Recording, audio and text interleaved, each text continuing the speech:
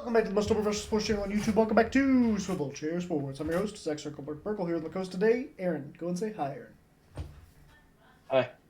All right, please make sure to like and subscribe if you enjoyed this. Other than that, let's go ahead and get into it. So, in this video, we'll be talking about the disappearing act of Lamar Jackson in the AFC Championship game and what this could potentially mean for the future of the Baltimore Ravens. Because once again, Lamar Jackson comes up short in the playoffs, and I think by now it's fair to ask the question whether or not his play style can win in the NFL.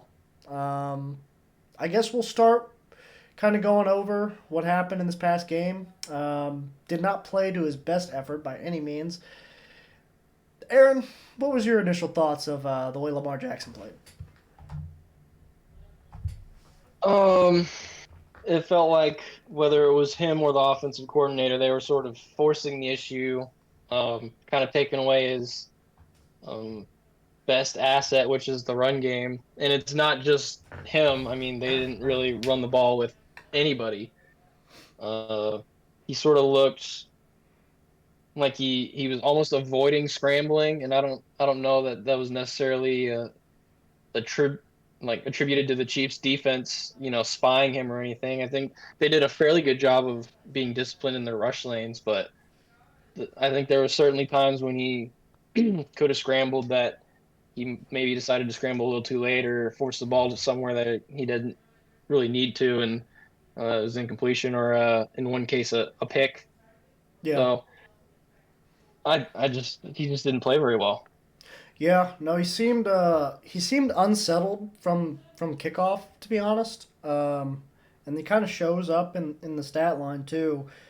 20 for 37 for a completion percentage of 54%, which is very uncharacteristic of him recently. Um, 272 yards, which isn't terrible. But when you consider it's on, 37 attempts, that's not great. Only one touchdown. Also had the interception, so 1-1. Don't want that. Also had a fumble with no rushing touchdowns. So two That was a turnovers. strip sack. I don't really count that. Yeah, that's fair. That's fair.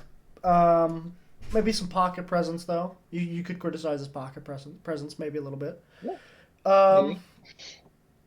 but yeah, I mean average yards per attempt only 6.68. Uh, Missed a lot of his throws deep down the field. That was probably like the number one thing that you could point to this game and be like, that's why they lost. Missed a ton of throws down the sidelines to OBJ, to Zay Flowers, to Nelson Aguilar. And then, like you mentioned, the pick to basically seal the game for the Chiefs. Threw it into triple coverage to Isaiah Likely. And I see a lot of Ravens fans saying that pass interference should have been called.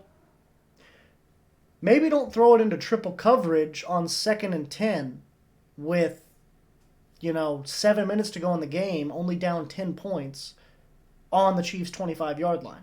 Maybe instead of rewarding quarterbacks for bad throws, the refs actually, for once, I will admit, made the right call and didn't reward a bad decision made by a quarterback. And I can already see the comments. Well, Mahomes would have got rewarded for it. I don't think he should They have. didn't against the Packers, Do and it what? wasn't even a bad throw. Yeah, They didn't yeah, against the Packers, and it wasn't even a bad throw. yeah. And just so you know, I don't think either of us would want Mahomes to get credit for that kind of stuff either.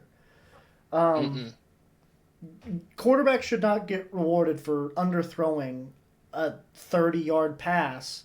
When if he would have thrown it to the back of the end zone, I could maybe see that call getting called, like maybe see that flag getting thrown.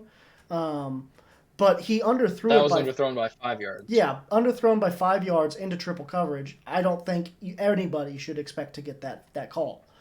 And there were maybe some ticky tack stuff also down late that maybe could have went one way or the other. I think I mentioned it on the live stream we did. Go check it out if you haven't already, and for whatever reason missed the game and are still watching this video. Um, I mentioned it in the live stream. I was like, there was one call specifically. I think it was on Isaiah Likely, where it looked like he got held a little bit, and I was like, oh, that should have been called. Um, but I mean, a lot of the other stuff that I see Baltimore fans complaining about is like hand fighting down the sideline.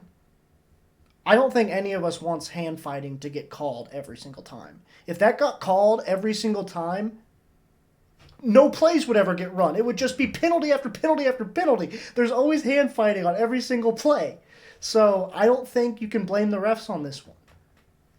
I think That's you have. also been the story of this playoffs is the refs letting players play and not throwing as many flags as they did during the regular season. Which I prefer that. I could see maybe the argument being don't call that stuff in the regular season if you're not going to call it in the playoffs, which, sure. But I don't think it's been consistent all playoffs. I don't think you can really complain about it now. Um, I think you got to look at your franchise quarterback who you just gave a fat contract to. And I'm not saying he doesn't deserve that. I think I was on the side saying that you should pay the guy because he's better than the alternative. But now I'm honestly kind of starting to wonder that. Because this is another poor playoff performance for Lamar. And you got to start wondering, can he get over the hump? I mean, I don't think we can put all of the blame on Lamar Jackson. I mean, I put another hefty part of it on their offensive play calling. Only running the ball really 6 times is criminal for that offense. It's Mm. one of their best things. The only receiver that really showed up was Zay Flowers, and nobody else really did anything. I mean, Odell kind of had a couple catches there, I think, in like the fourth quarter early on. But he wasn't looked at until like midway through the third quarter. I don't think he had True. a target. So whatever offense they ran, it didn't work. And I don't think we can put it all on Lamar Jackson. That's fair. If I had to put a percentage of the blame on Lamar, though, I'd probably put about 80% on him.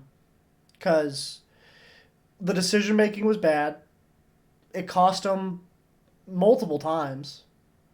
And when we talk about the players not being ready to play, it's up to your team captains to get your guys going, to get your guys up. And, that's why they're captains. Lamar's there to be a leader of men as well as a quarterback. That's part of the contract. That's part of the quarterback's contract. You go back, you look at Tom Brady, you look at Patrick Mahomes now, you look at Peyton Manning. They called Peyton Manning the fucking sheriff for a reason, you know? Like, part of your job as quarterbacks to be a leader of men. And I'm not saying Lamar can't do that. I'm just saying he didn't seem to do that this weekend. And I think that's the main So reason I'm putting more of the blame on him is because, and that also goes down to the coaching staff for sure. But at the end of the day, the players are the ones on the field. yeah, I mean, I get what you're saying, but what do you want him to check out of half of the plays to run the ball? I mean, I do Maybe I say would probably something to the put about coach. I would put. Do you expect? Hey, I'm your franchise guy. Don't call plays that really involve me. I want to run the ball instead. Is that what you want him to say? No, but maybe be Don't like, put the ball in my hey, hands. coach, this is what I'm seeing out here. We're getting, 5 yards a carry. Maybe we should consider running the ball a little bit more, maybe on an option or whatever it may be. I do think that is part of the franchise quarterback's responsibility is to relay what he sees on the field. Yes. I'd probably lean a little more towards like 60% his fault, Okay. and then like 30% offensive play calling, and then 10% everybody else. Not Yeah, necessarily showing up and whatnot. that's fair. No, I mean, it's fine to have a different opinion. I mean, I wanted to explain why I think he deserved the majority, like that much of the blame, because I think a lot of people will just be like, "Oh, he's a hater." Like, no, I think Lamar Jackson's a very talented quarterback. Do I think he's ready to take that next step into, being that guy who can get a team to a Super Bowl? It seems like maybe not. Um, I think he may be able to get there one day, but right now there's something missing. I don't know what that is. I don't know if that's a maturity level thing, which is crazy to say because we talk about Lamar as being one of the most mature players in the league. He's his own agent, negotiates his own contracts.